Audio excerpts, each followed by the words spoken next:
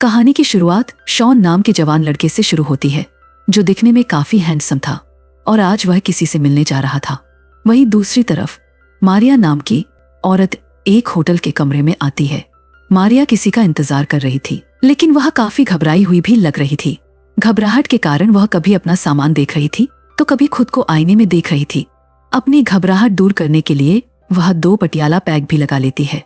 अब जल्दी ही दरवाजे पर आहट होती है।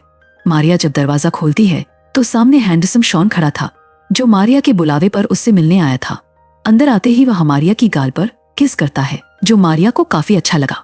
शॉन पैसे लेकर औरतों की प्यास बुझाता था और आज मारिया भी उसके साथ अपनी प्यास बुझाने वाली थी। मारिया उसे देखकर खुश भी थी और थोड़ी सी नर्वस भी। असल में जवान शॉन को देखकर मारिया को अपनी उम्र पर शर्म आने लगी थी। शॉन उसकी परेशानी समझ गया था, इसलिए वह उसके साथ घुलने मिलने की कोशिश करता है। वह मारिया से उसकी कल्पनाओं के बारे में पूछता है ताकि वह मारिया को उसी तरह खुश कर सके, लेकिन मारिया उसके सवाल का सही से जवाब नहीं दे पाती। वह बताती है कि 2 साल पहले मेरे पति की मौत हो गई और वह हमेशा एक ही पोजीशन में करता था, इसलिए मुझे कभी भी कुछ महसूस नहीं होता था। मारिया की बातों से शॉन समझ गया था कि उसे कैसे कैसे क्या क्या करना है। वह मारिया के करीब आने की कोशिश करता है, जबकि मारिया को थोड़ी हिचकिचाहट महसूस हो रही थी क्योंकि वह उम्र में काफी बड़ी थी। अब मारिया शॉन की तारीफ करती है ताकि वह भी शॉन को अच्छा महसूस करवा सके। जब शॉन मारिया से उसके बारे में पूछता है तो मारिया बताती है कि मैं एक प्रोफेसर हूँ, मेरे 2 बच्चे हैं, एक लड़का और एक लड़की, और वह दोनों ही मुझे कुछ खास पसंद नहीं करते। कुछ देर ऐसे ही बातें करने के बाद शॉन मारिया को किस करता है और फिर आगे का कार्यक्रम करने के लिए उसे बेड की तरफ ले जाता है। मारिया अभी भी बातें कर रही थी, जबकि शॉन उसकी गुफा में उंगली करने लगा था। इससे पहले कि शॉन आगे बढ़ पाता, मारिया उससे पूछती है कि तुम ज्यादा से ज्यादा कितनी उम्र की औरत को खुश कर चुके हो। शॉन कहता है कि मैं 88 साल की औरत की गुफा में भी धमाके कर चुका हूँ। यह सुनकर मारिया खुश हो गई क्योंकि वह तो उससे आधी उम्र की थी। अब शॉन मारिया को फिर से गर्म करने लगा ताकि उसकी गुफा में धमाके कर उसे खुश कर सके, मगर मारिया कपड़े बदलने भाग जाती है। वह जल्दी जल्दी बाथरूम में आकर कपड़े बदलने लगी। उसने आज के लिए खास ड्रेस खरीदी थी। वह ड्रेस तो पहन ली, लेकिन वह अभी भी काफी घबराई हुई लग रही थी। जब मारिया बाहर आई तो वह शॉन से कहने लगी कि अगर तुम जाना चाहो तो जा सकते हो, मैं तुमसे पैसे वापस नहीं लूंगी। शॉन उसे समझाता है कि तुम्हें खुश किए बिना मैं यहाँ से नहीं जाऊंगा, क्योंकि यह मेरा काम है। इतना कहकर वह उसके तरबूज सहलाने की कोशिश करता है। शॉन पूरे मूड में था, जबकि मारिया उससे उसके बारे में पूछने लगी। इसी तरह बातों ही बातों में मारिया उसे बताती है कि मेरा पति काम से घर आकर खाना खाकर सो जाता था। उसने कभी मुझसे प्यार नहीं किया।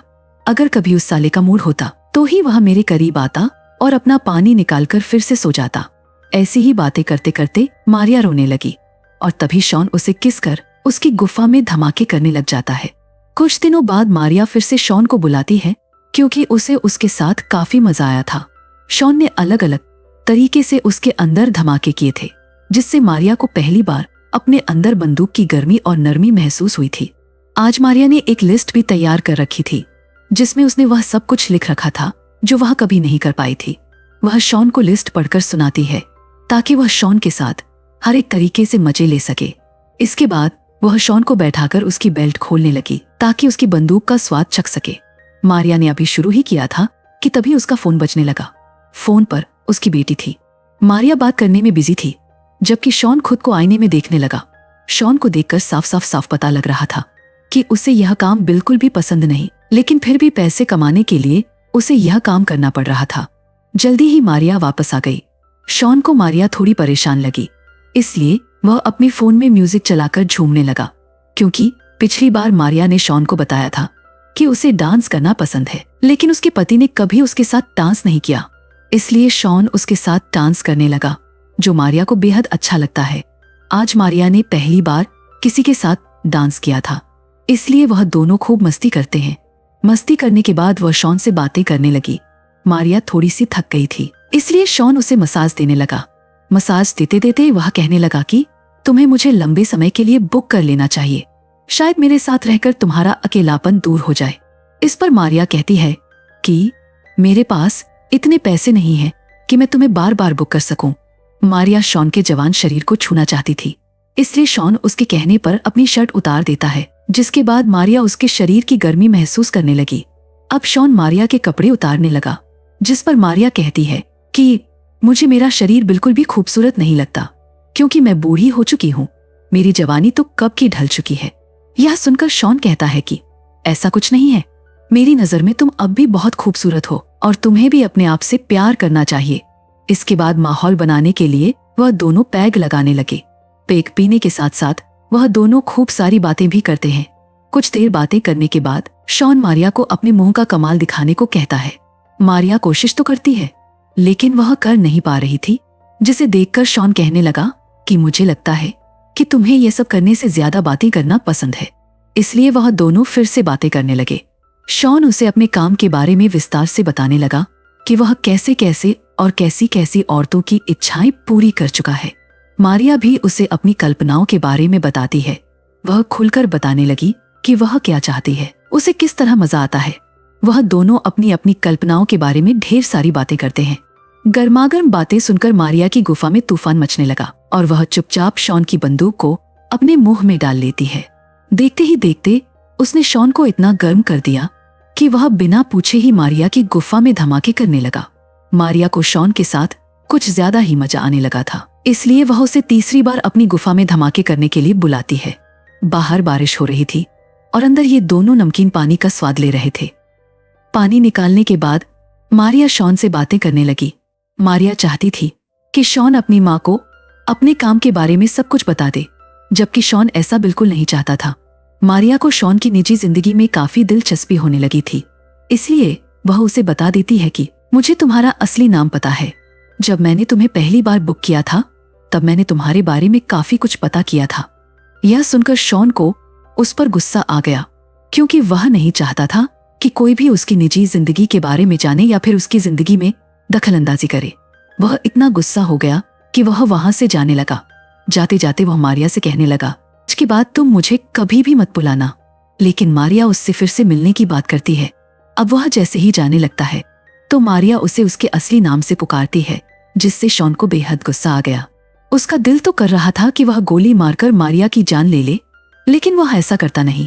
वह मारिया को बहुत बुरा भला बोलता है। गुस्से में आकर वह मारिया से कहने लगा कि तुम्हें कैसा लगेगा अगर मैं तुम्हारे स्टूडेंट्स और बच्चों को यह बता दूं कि तुम पैसे देकर मुझसे अपना पानी निकलवाती हो। मारिया के पास इसका कोई जवाब नहीं था, लेकिन फिर भी वह उसे यही समझाती है कि हर माँ अपने बच्चों से बहुत प्यार करती है, इसलिए तुम्हें अपनी माँ को सब बता देना चाहिए। जिसके बाद शॉन गुस्से में वहां से चला जाता है। शॉन के जाने से मारिया काफी दुखी हो गई थी और तभी वह फिर से वापस आ गया। असल में शॉन अपना फोन भूल गया था, इसलिए वापस आया था। वह फोन ढूंढने के बहाने चीजें इधर उधर फेंकने लगा और मारिया को अपना गुस्सा दिखाने लगा। इसी बीच वह रोते रोते मारिया को बताता है कि जब मैं 16 साल का था तभी मेरी माँ ने मुझे घर से निकाल दिया था। वह मुझे बिल्कुल प्यार नहीं करती, उसके लिए तो मैं कब का मर चुका हूँ।